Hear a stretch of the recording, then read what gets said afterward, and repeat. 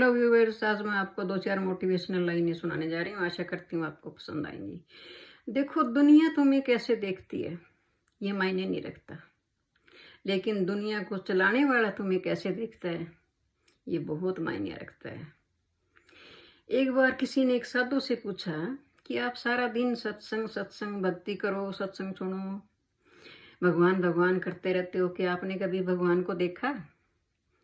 तो साधु ने क्या जवाब दिया? हाँ, मैं सारा दिन भगवान को देखता हूँ, भगवान तो मेरे अंग संग है। जब आप लोग मेरे सामने आकर बैठते हो मेरा सत्संग सुनने, मैं आप सबके अंदर भगवान को ही देखता हूँ। भगवान को ये थोड़ा ही है कि वो 4 भुजाएं लगा के और सुदर्शन चक्कर हाथ में लेके आ जाएंगे और कहेंगे लो मैं भगवान आ गया। तो साधु कहता है, जब आप किसी मुसीबत में फंसे होते हो और कोई आपकी आके मदद करता है तो वो ये थोड़ा ही कहेगा, भगवान के रूप में वो आता है, वो ये थोड़े कहेगा कि मैं लो भगवान आ गया तुम्हारी मदद करने। तो कहते मेरे अंग संग है भगवान, सबके सबके अंदर मैं भगवान को देखता हूँ। इसी पे मुझे एक बात याद आ गई। किसी की कोई निरंकारियों के गुरु किसी के घर गए, ये देखी सुनी असली कहानी है, बात है। तो जिनके घर गए सत्संग करने, उन्होंने अच्छी आव भगत की, अच्छा आसन बिछाया और कहते गुरुजी आप यहाँ विराजमान हो जाओ। गुरुजी विराजमान हो गए। तभी उन्हीं के घर का एक 6-7 साल का बच्चा आता है और आके कहता है गुरुजी आप यहाँ से खड़े हो जाओ, आप वहाँ दूसरी जगह बैठो।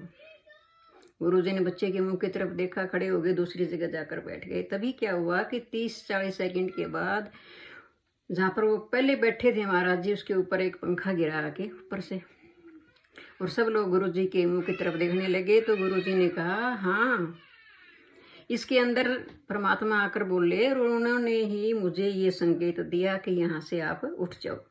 तो किसी न किसी रूप में आकर भगवान हमें समझाते ही है।